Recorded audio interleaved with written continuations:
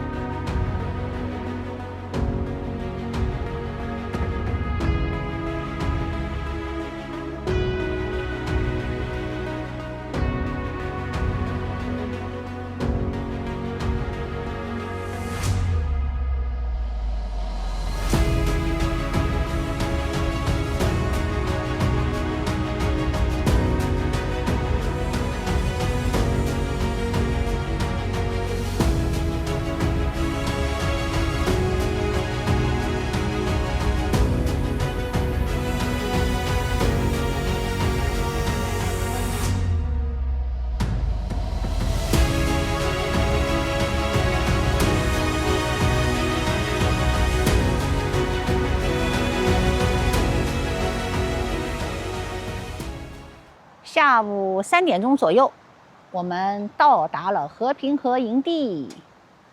这个营地呢，第一印象好像没有奥兰多那个 TT 的好，没有大大的水泥地，但是树还是非常多。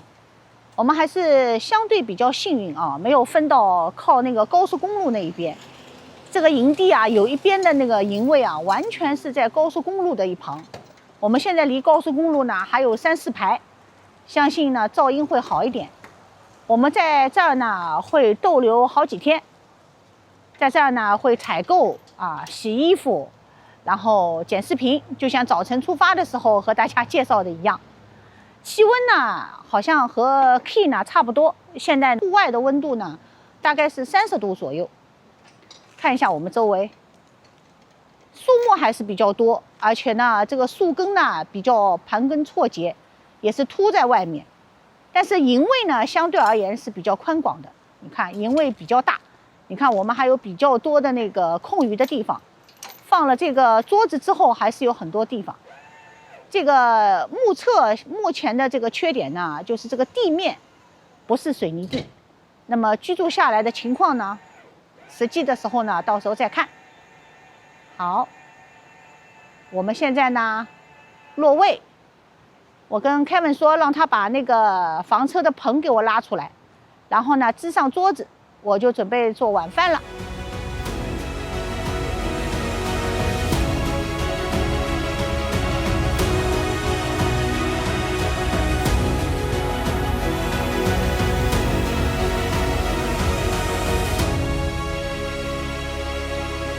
大家好，大家好，今天是我们旅行的第42天。我们在这个和平河这个营地啊，也已经居住了好几天了。这个地方呢，距离坦帕大概100公里左右，对，距离迈阿密呢大概300多公里。那么 Kevin 把和平河作为我们Key West 和迈阿密旅行之间的一个休整的一个地方。这个地方呢，说实话，略微有点失望，和奥兰多的那个 TT 的营地比。最起码就是在我心目中，好像就举不出特别亮的优点了。让我和Kevin2个人呢想起了一个话题啊，什么样叫是好的营地？可能男的和女的要求也不一样。要不凯文先聊一聊你心目中觉得好的营地啊？第一条啊，location 啊，location 啊，不管是行走的距离，还是去一些游览参观的地方的时间上来看，就是 location 是第一选择。没错，是的。但是呢，绝大多数 location 好的地方，要不然就是巨贵无比，要不然就是狭窄拥挤，没错啊。那么第二条呢，就是环境好，干净一些。那么第三点呢，就是安全。那么看起来相对幽静一些，周围没有不三不四的地方啊，或者跟不三不四的人群相对隔得比较远一些啊。反正我主要看重的就是这3点。这3点反正我都是同意的。然后从我的角度来说呢，我还希望就是说，这个营地呢，周围的补给或者说周围的商业配套稍微那么完善一点啊。毕竟呢，我们不是住1天2天就走。对。那么这个营地呢，周围呢只有一个沃尔玛。我们喝个咖啡，开车半个小时出去。对，开车半个小时才能有咖啡馆，才能去一个奥迪啊，稍微就是互补一下，采购一点东西。对。那么这个是作为一个女性来说，我觉得是比较欠缺的。还有呢，我们这个营地呢，入住那天呢，我们就发现了，好像它水泥地啊覆盖的面积很少。对。它倒是车行的那个路呢，都是水泥铺上了。因为所有的预定营地的价格，都是根据你这个营地的环境标准，比如说你要是铺上水泥地或者柏油路，加20，铺上砾石加10块，对，你要什么都没有，全是土的，基本上最便宜。就这个和平河营地呢，它并没有完全是水泥的营位，有个别营位呢有一块水泥啊，让你下了房车呢有部分水泥地，那我们这次分到的这个营位呢，完全是沙土，配上那个厚厚的落叶，恍惚之间好像到了秋天。Melody呢对这个沙子有点意见，但是我去了解了一下，我发现整个佛州其实它都是比较沙化。那么确切讲呢，也不能说是沙化，因为历史上远古时期这里就是海底，所以它的土质就是比较所以它的海拔也低。对，所以整个佛州的平均海拔只有30米，最高的高峰据说是105米高，这个跟温哥华的白石一样高度。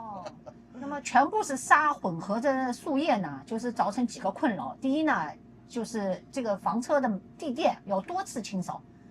就是总归是你清扫不干净，都是会带进房车里。所以还有呢，就是 Kevin 在落位的时候，如果他要垫高要平衡，然后这个平衡板的这个垫高的那个东西呢，就会陷下去。没错。所以呢，我们虽然希望住在比较有野味的地方，但是还是希望它干净一些。对。因为毕竟涉及到你要出去，或者是脏东西带进房车。还有呢，就是这几天呢，就是频繁有工人来催树叶。他们这种催树叶的方法呢，我也是不敢苟同啊。他们就是把车道水泥路上的树叶吹进我们各个营位里。这个营位里的树叶它并不收集，跟我们温哥华剪草一样。就是它既增加了噪音，又增加了灰，但是真正的树叶它并没有收集好。不知道这种行为呢，其实就是好像有点做表面功夫啊。这种钱其实是没有必要花的。就那还不如就水泥地上留点树叶啊，那就不是留一点了，你就看不见水泥地了。当然还有一些营位呢，它是草地啊，草地呢比我们这个沙地稍微好一点。对，可能就是干净程度要好很多。但是有草地的地方没树对，又会暴晒一些。没错，我们上面呢还是零星的有几根树枝和几片树叶，稍微能够遮挡影响一点温度的。但是总体来说，这儿的温度呢比奥兰多呢要低，然后时不时呢蓝天白云呢还会下点雨，温度呢最高的时候也就30度其实作为一个休整点，真的是非常不错。还可以吧？我问 Melody 说5分满分的话给2分。给2分也没有说完全扣。还有一个重要的扣分项呢，是因为我们整个营地有几十个赛就是它是面对高速公路的，然后这是有风险。对，前2天有那个靠高速公路这一边有一辆车呢，那个走了，然后空出一个空档来，我明显感觉晚上的噪音要响很多。有一个大 A 把我们挡住了，但他走掉之后，我们特别开阔。对，就是我们的噪音晚上都是非常明显的。对，还好呢，这次呢就是没有中招。要中招的话，我觉得确实是个问题，因为我觉得对晚上的睡眠是肯定有影响的。总体来说呢，这个营地呢，如果和奥兰多的 TT 来比呢，最多5分满分，最多只能给2分。所以我觉得可能也是先去了奥兰多啊，对，再回来，然后标准就比较高，有落差。这儿呢，反正多少有点欠缺。还好呢，我们在这儿呢只逗留7个晚上，所以呢，我们就会去迈阿密。第一次比较迫切的想离开一个营地。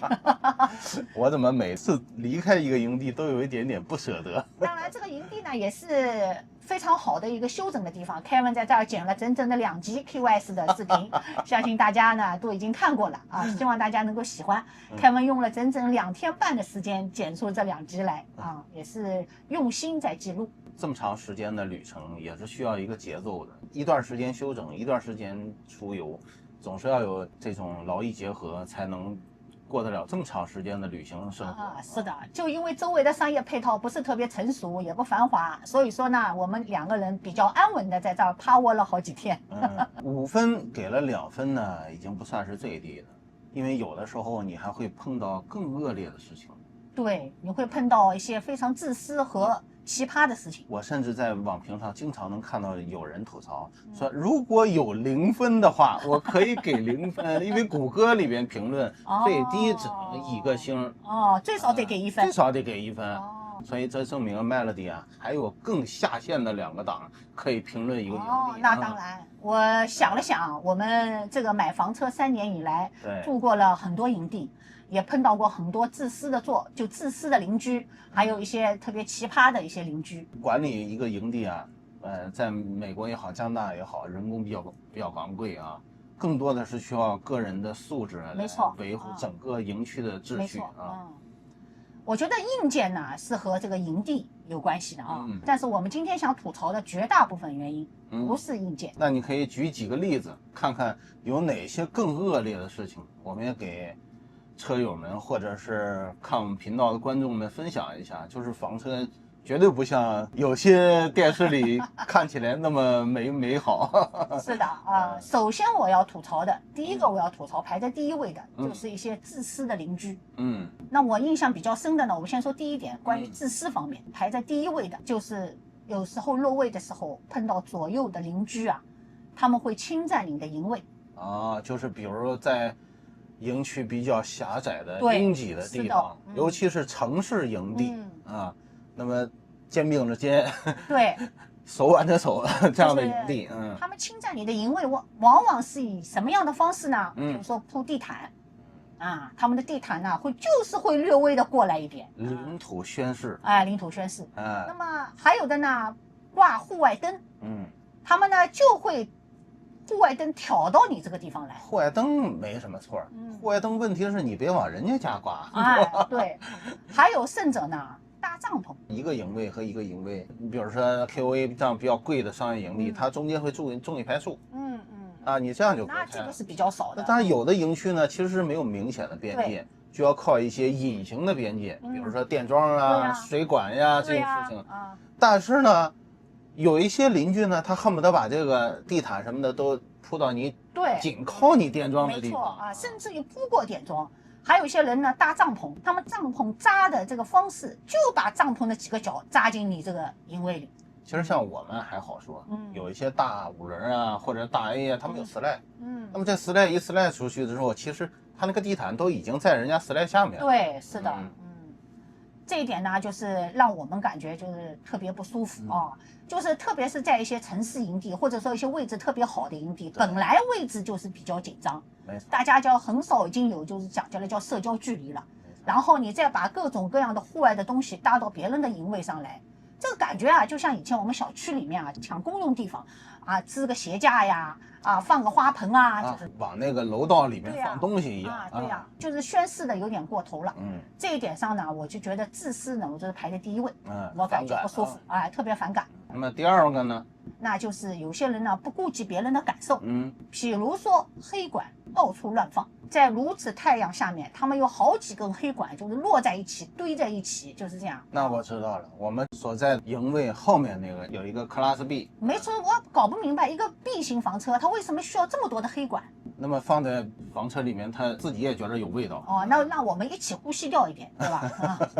因为有一些房车呢是在房车外面有储存空间的，可是有些房车是不具备房车外面储存空间。其实大家就是看了房车，有的大有的小，觉得一张床都可以睡得下，可是呢，储存的东西有很多种类型，有一些它就不适合储存在房车里边，比如说像这种污水管，排污的污水管怎么储存房车里面？它又没有外面的储存空间，那它就可能会。但是它可以拿一个口袋把它扎起来。哎，我见过有人把它弄个口袋系起来。对呀，没有必要全部裸露的。一个 B 型房车，你需要4根那个黑管，差不多就差上面围绕着苍蝇了，所以感受特别不好。我们和它就间距并不特别远，每次闻到这种怪味进来，我就认为是这个黑管发出的，太不顾及别人的感受。有一次在俄勒冈营地的管理人员给我们贴了一张纸，说根据俄勒冈州的那个法律要求，黑管必须用支架支起来，没错，不能直接放在地上。对，当时我还是不是特别理解为什么？那我发现了，对于这种根本不顾及别人感受的人，就是应该有这种规矩。有一点好处啊。所以说呢，也拓展到呢，就是说这个营地呢，它管理上还是稍微有点放松的，不严格。第3个自私的呢，就是还是一个营位和营位的一个距离造成的。我们也曾经在一个营位隔壁的邻居彻夜的，就是交谈。举杯聊天，哈哈大笑，闹得我都12点都没睡了觉一般呢，大家都有一个不成文的规定，比如说晚上10点、晚上10点半，这个白天呢，大家一般都是可以接受的，基本上10点就快 hour 对，你像你住公寓也有这个要求，就邻居如果在阳台上放音乐，在阳台上那个聚会，大家都有一个时间。这下呢，我印象特别深刻。你说他违规呢，也谈不上有多违规，因为他既没放音乐，也没有大声的干什么东西，跳舞放音乐问题是因为距离比较近，而且太安静了。他们恰恰非要坐在离我们房车特别近的，几乎不超过1米的地方，然后一个人特别会讲笑话，然后每半分钟大家哈哈哈哈大笑一次，我就醒过来，然后每半分钟哈哈一直到12点多。快1点了时候我都迷迷糊糊都撑不住了那么按理说他这个声音呢也没有大到那么大，但是问题是他坐在紧邻我窗户的地方，他并没有坐到他自己房车的区域，因为他的帐篷扎在靠近我们这儿。没错，因为他客厅搭了个额外的帐篷，那么他的帐篷和自己的空间还要有一个空间，那么这样他就把帐篷尽量搭到我们这边。首先是因为营位和营位的距离造成的当然你也不能因为距离你就没有分寸感，是什么到了半夜1点才散掉，搞得我们2个人那天就没有休息好。还好呢，那天也不用赶路，也不用特别行车，没什么第2天有行程对，总而言之呢，我们觉得这种呢都是属于比较自私的邻居。第4个自私的邻居呢，我们也遇到过，就是点篝火。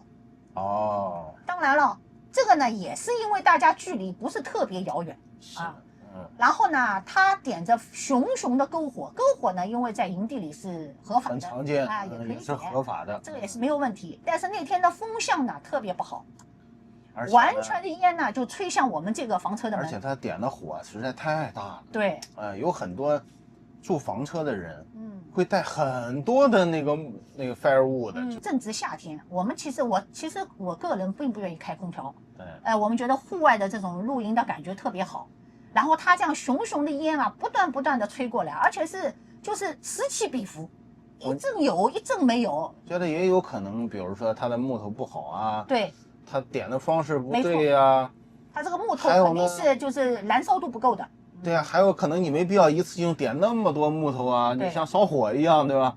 然后我们呢开始呢刚关窗，一扇窗光。一般呢，有些人呛的，一般有些人呢比较敏感的，或者比较在意的人，一看旁边的邻居有这样的行为呢，就会觉得自己不是特别合适，他们会灭了篝火，或者说换个方向或者什么样。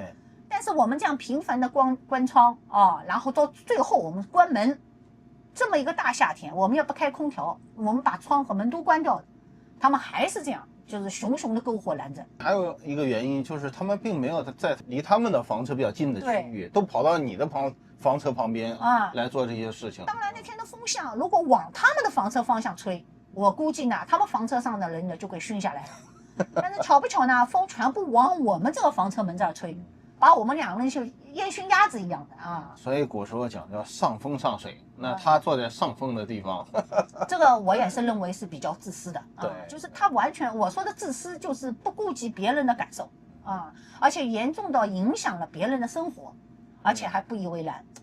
但是有些都是踩着那种规则的边缘，对，你不能够完全说他怎么样啊，因为我也看到谷歌评论有一些被原主给轰走的都有，但是他们都是有明确就是践踏这个规则的，但是我们说的有一些都在那个规则的边缘，这就令你有一些无奈。所以我用的是自私嘛。是，所以你也没有办法就直接去投诉啊或者怎么样，因为其实这个就完全要靠公德心了啊！对，这个呢就谈不上是营地的管理者的问题，没错，这完全是要靠大家所有露营者的自觉。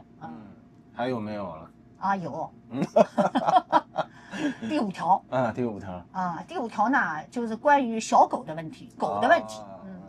很多狗都特别乖，特别是北美的狗是不会轻易的乱叫的。但是有些车主呢就喜欢把狗呢放在房车外面。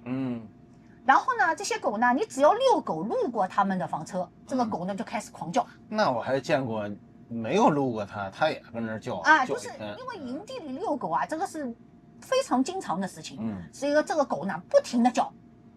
不停的叫，但是主人呢并不制止。没错，这就看主人了有的时候，比如说我牵着我们的小狗过去，那有狗叫，然后主人就会去各种方式，比如说训斥它呀、教导它或安抚它，各种方式但是有一些甚至跟我们狗没关系的，我看它一直也在叫，对，我们并不知道，有可能你是在教育小狗，或者说狗犯了什么错误你需要让它冷静。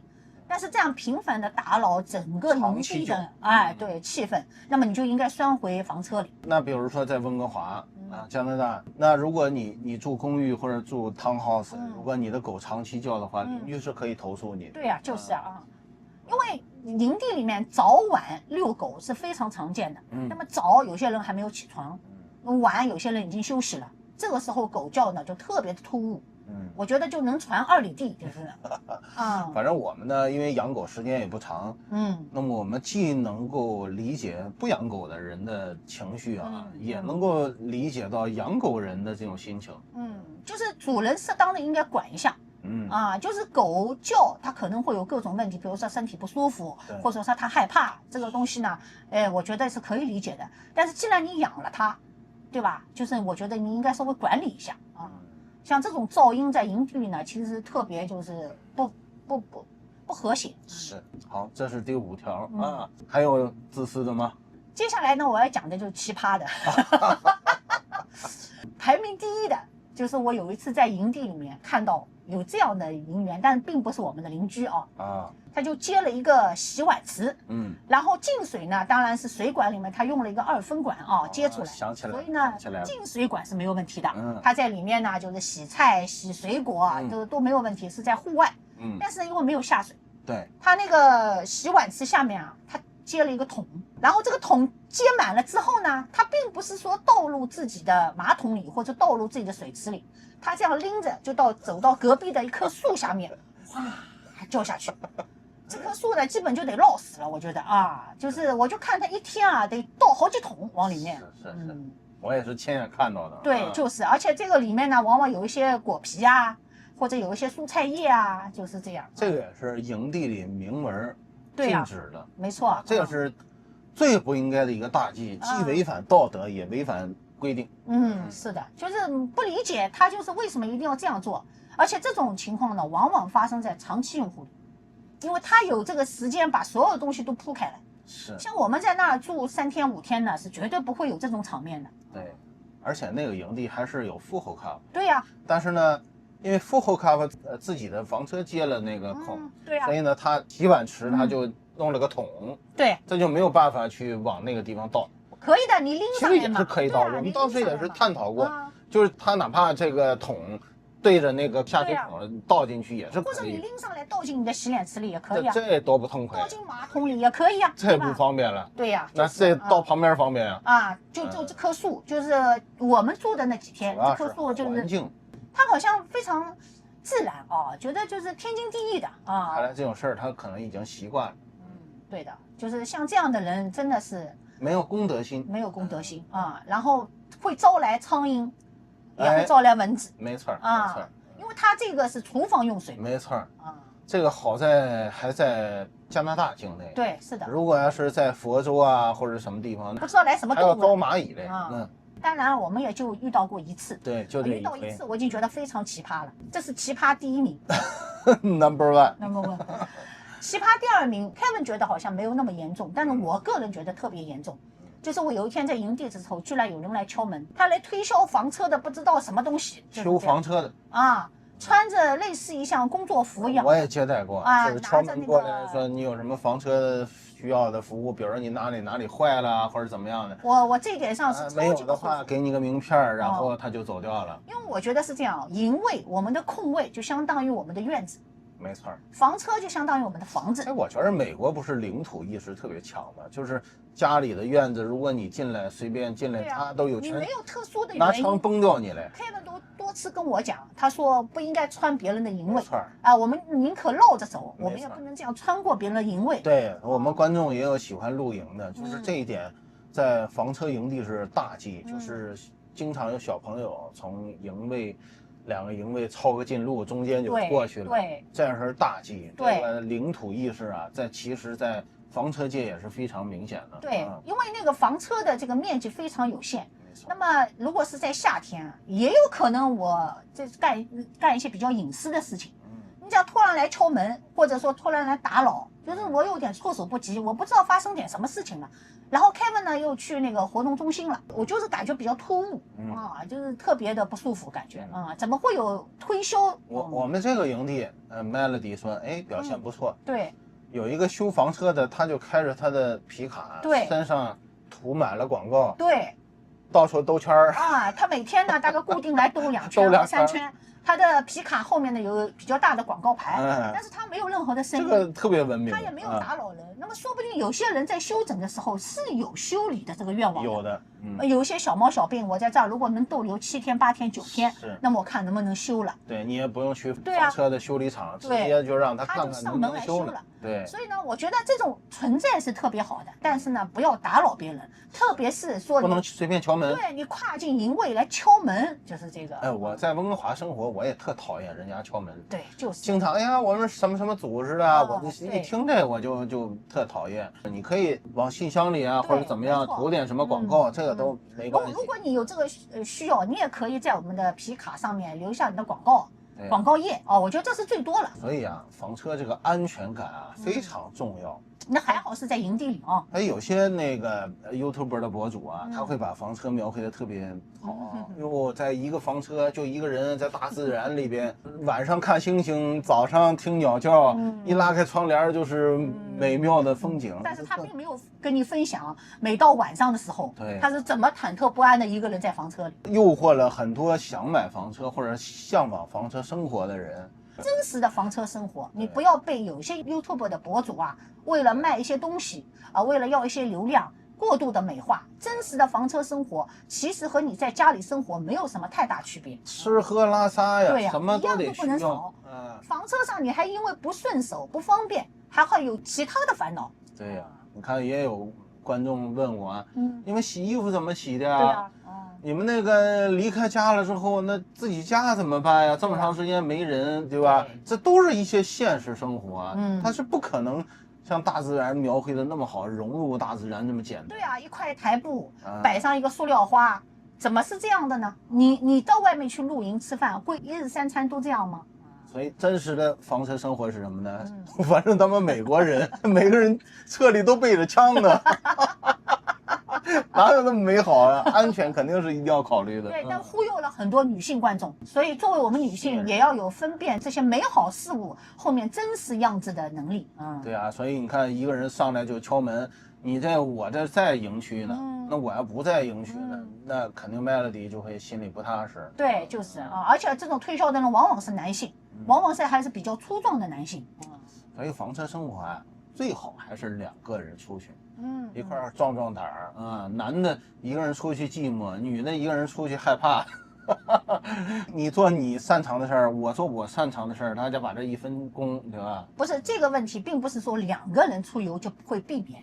我们是2个人出游了，但你正好不在呀，所以呢，这个我也是认为比较奇葩的。反正呢，我们就是跟大家分享一下，一个是有可能碰到这样的人，另外一个也是不要自己去做这样的人。好，谢谢大家。好，今天就先聊到这儿。